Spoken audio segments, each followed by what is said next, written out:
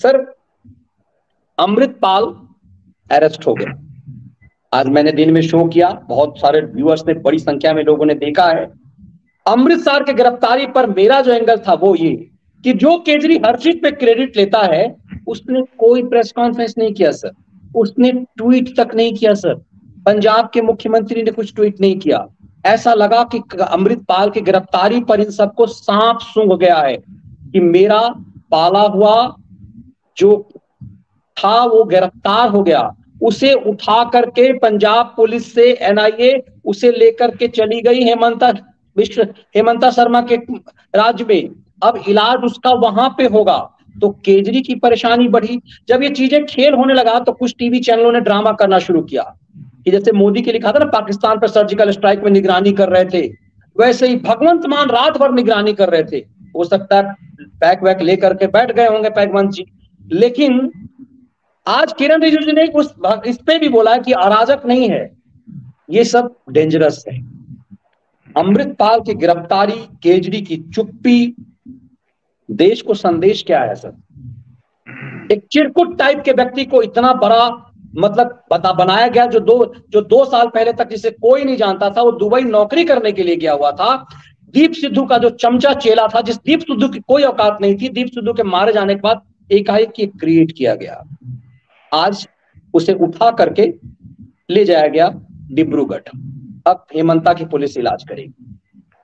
होश इसीलिए उड़े हुए हैं मनीष जी, उसकी गिरफ्तारी से नहीं परेशानी थी। ये तो पूरा प्रायोजित खेल चल रहा था। अभी हुई आज जो अमृतपाल की गिरफ्तारी के समय का जो घटनाक्रम है, वो मनीष जी बेहद शर्मनाक भी है और इस देश के लिए बड़ा खतरनाक भी है। दोनों संदेश है, वो शर्मनाक संदेश भी है और खतरनाक संदेश भी है।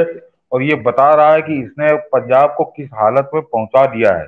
उस पर अभी बाद में बात करते हैं। पहले ये है कि इसकी जो हवाइयां उड़ रही हैं इसके चेहरे पे, बिल्कुल सही कहा आपने कि ये पिक्चरों पे तो ट्वीट किया करता है जरा जरा सी बात पे, और ये लगातार ये गायब रहा, इसने कोई प्रतिक्रिया नहीं दी। आके थोड़ा टेलीविजन पे चमक जाता और ये तो बिल्कुल खैराती तो पैरों पड़े, या वहीं से कोई वीडियो अपना जारी कर देता। कुछ नहीं किया। और वो आया था, टिकट ब्लैक किया, वो उसका जो देखा, उसने अपना संदेश दिया। तो मनीष जी मैं देख रहा था उसका चेहरा कि वो पढ़ तो रहा था, धन्यवाद तो दे रहा था भगवंत मान को, पंजाब की सरकार को, लेकिन चेहरे पे हवाइयां उसके भी उड़ रही थी। और उसकी वजह सिर्फ यही है कि इनको उम्मीद नहीं थी कि अमृतपाल डिब्रूगढ़ पहुंच जाएगा और वहां पर एनआईए और आईबी वो आ गया कि वो इससे पूछताछ करेगी। और वो मनीष जी वजह से आप सही कहा कि एक जोकर को उठा लाए थे जो खतरनाक हो गया था, खूनी हो गया था। वो कुछ ही घंटे टिक पाएगा, वो कुछ ही घंटे टिक पाएगा और वो तोते की तरह बताएगा कि इनके सच क्या है, और बहुत कुछ इनके राज खुल जाएंगे। इनके सबके होश उड़े हुए हैं। हम लोग हमेशा कहते थे कि वो शराब घोटाला और शिक्षा घोटाला, इसमें जेल जाएगा, उसमें परेशान था। लेकिन अमृतपाल के ये डिब्रूगढ़ पहुंच जाने से इनके वास्तव में होश उड़ गए हैं कि अब होगा क्या आगे। हाथ पांव फूले हुए हैं। इसीलिए जो मनीष जी ने कहा वो बहुत गंभीर बात है कि 17-17, 18-18 घंटे, 20-20 घंटे ये उस पर सांस नहीं रही। इनकी समझ में नहीं आया कि करे तो क्या करे। ये चुप्पी साध गए तो इनको चुप्पी नहीं साधा, इनको सांप सूंघ गया है कि ये हो क्या गया, और इसके परिणाम हम लोग को देखने को मिलेंगे आगे। लेकिन मनीष जी जो अमृतपाल की आज जब गिरफ्तारी का है, ये जो आपने देखा खैराती कि भगवंत मान रात भर बैठ के मॉनिटरिंग कर, क्या मॉनिटरिंग कर रहे थे वो, क्या मॉनिटरिंग कर मनीष जी, उस आदमी ने जितनी रंगबाजी से सरेंडर किया है, जितनी रंगबाजी से पूरा वीडियो बना के बाकायदे धार्मिक उससे करके, और उसके बाद आके वो जैसे दामाद आया और सास ससुर ने उसका स्वागत किया, उस तरह से पंजाब पुलिस उसको अपने साथ ले गई।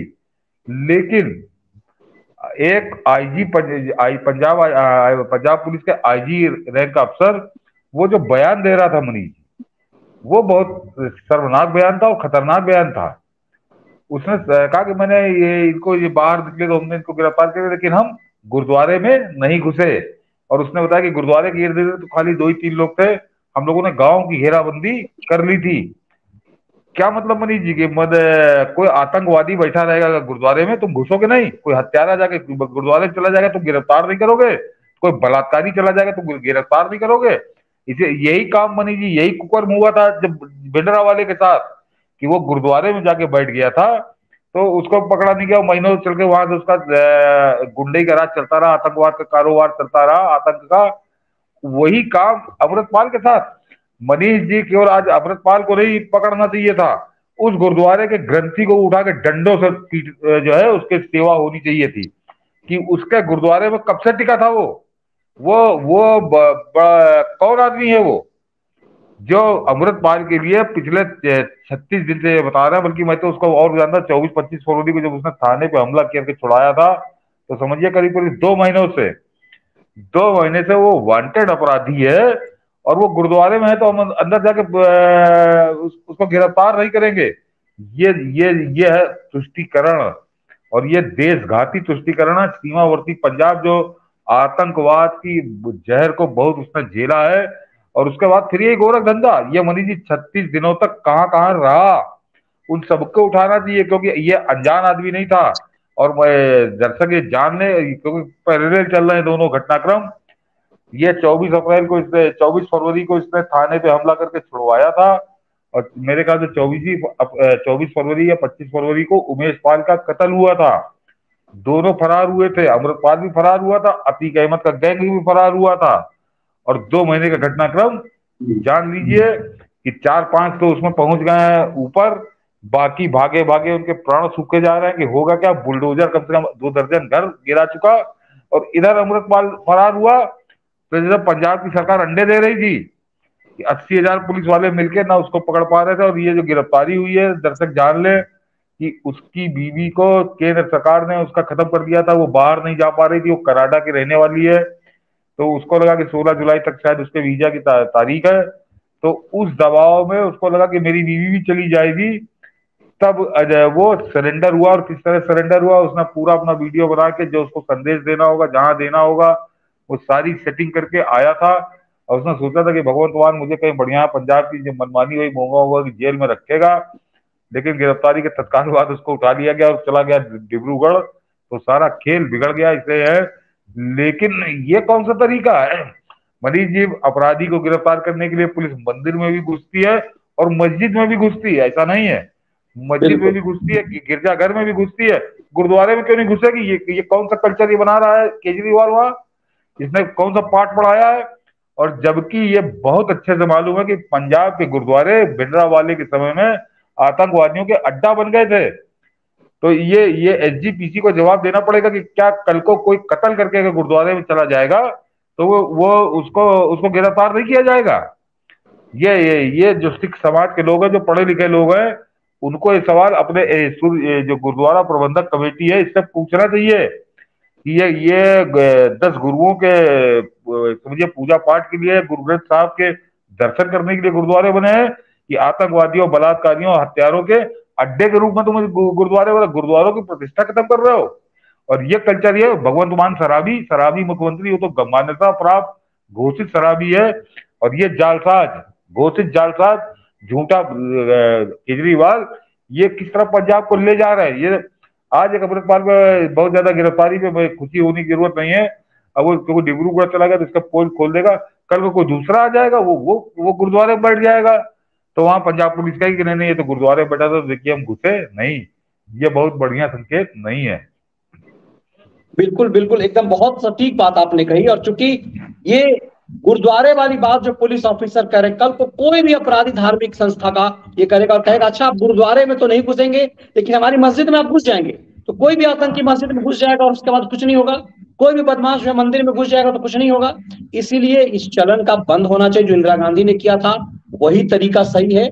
और सबसे अच्छी बात है कि सर, स्वर्ण मंदिर की तरफ से अकाल तख्त ने साफ मना कर दिया था। ये अकाल तख्त में शरण लेना चाहता था स्वर्ण मंदिर अमृतसर में, अकाल तख्त ने साफ मना कर दिया। मतलब अकाल तख्त ने अरविंद केजरीवाल का एजेंडा नहीं चलने दिया। इसका जो असली जो फंडिंग करने वाला इसका है वो दलजीत, इसका जो असली सहयोगी है वो पप्पल प्रीत, ये सब अरेस्ट हो चुका है। बीबी को रेड कॉर्नर नोटिस था, वो भी धरा चुकी हुई थी। एनआईए और भारत की पूरी सेंट्रल जांच एजेंसी ने इसे कब्जे में ले लिया था। 50 किलोमीटर बॉर्डर से, चूंकि केंद्र की एजेंसियों के पास है इसीलिए केजरी इस पर कुछ नहीं कर सकते थे। और हमारा इशारा साफ इसीलिए था कि हर छोटी छोटी चीज को क्रेडिट लेने वाला केजरीवाल, अमृतपाल की गिरफ्तारी की क्रेडिट पंजाब अपनी क्यों नहीं ली? भगवंत मान को क्यों नहीं दिलाई? ये साफ समझ में आता है कि जो कुमार विश्वास बोलते थे कि ये आदमी खालिस्तानी आतंकवादियों पर एक बार बोल के दिखाए, ये इशारा साफ है। आपको क्या लगता है कि अमृतपाल जब मुंह खोलेगा, जब लठ बरसेंगे अमृतपाल पर, क्योंकि वो तो चिरकुट आदमी है, वो कोई गट्स वाला तो है नहीं। 2020 तक वो कुछ नहीं था, किसान आंदोलन में शामिल हुआ, उसके बाद चिरकुटाई करता था, दीप सिंधु का चंपू था, दीप सिंधु के मारे जाने के बाद ही जाकर के उस सिस्टम पर कब्जा कर लिया, इसे क्रिएट किया गया। तो आपको क्या लगता है ये सिस्टम, ये गैंग ऑफ केजरी, इन सब की पोल पट्टी खुलेगी? और हम लोगों ने इशारा किया था कि शराब माफियागिरी में अंदर नहीं जाएगा, इसका बहुत बड़ा खेल होना है।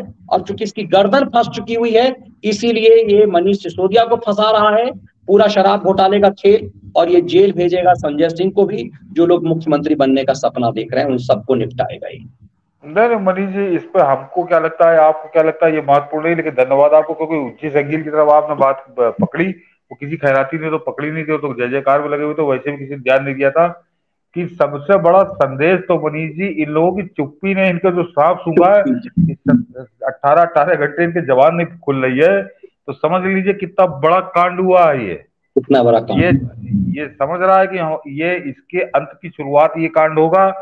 शराब वराब घोटाले को तो दिन में 4 बार आके चमकता था कि मैं ऐसा है, मैं फलाना है, सीबीआई परेशान कर रही है, ईडी परेशान कर रही है, मोदी की सारे काम कर रही है, देश का प्रधानमंत्री अनपढ़ है। लेकिन अब इसका सांप सूंघा हुआ है, ना ये कोई बोला ना भगवंत मान बोला 18-20 घंटे तक। तो इन लोगों को समझ में आ रहा है कि ये हो क्या रहा है। तो ये बड़ा घटनाक्रम है, ये बड़ा घटनाक्रम है जिसको आपने पकड़ा है। वास्तव में सबसे बड़ा संदेश तो इनकी चुप्पी ही दे रही है, और ये है कि इसमें केजरीवाल बहुत बुरी तरह से नंगा होगा। बिल्कुल सर। एक सुपर चैट का सवाल है सर, ये कह रहे हैं कि प्रणाम सतीश जी, यह सुप्रीम कोर्ट हिंदू विरोधी आचरण को कैसे रोका जाए? मुझे लगता है मैं पहले जवाब दे दूं, फिर सतीश जी से ले लेंगे।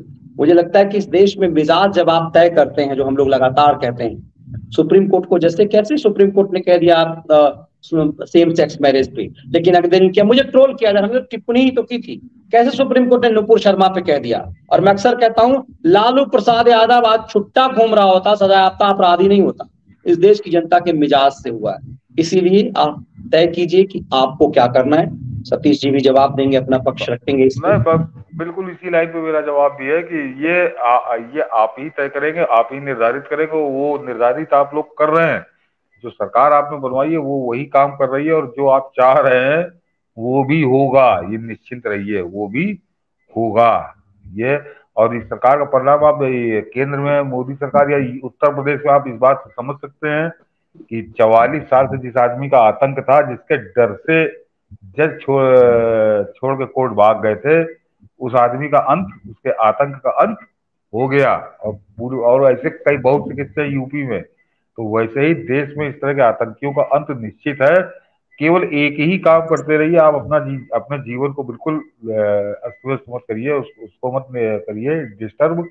लेकिन जहां पर अवसर है वहां पर इस सरकार का साथ दीजिए, अगर इस शासक का साथ दीजिए। ये बहुत ज्यादा इसमें गुड़ा बात करने की जरूरत नहीं है कि क्या गलत हो क्या सही, क्योंकि ये गिरोह राष्ट्रवाद और हिंदूवाद की भी नकाब पहन के घूम रहा है, जो हर बात पे कि मोदी ऐसा कर दिया, फलाना कर दिया।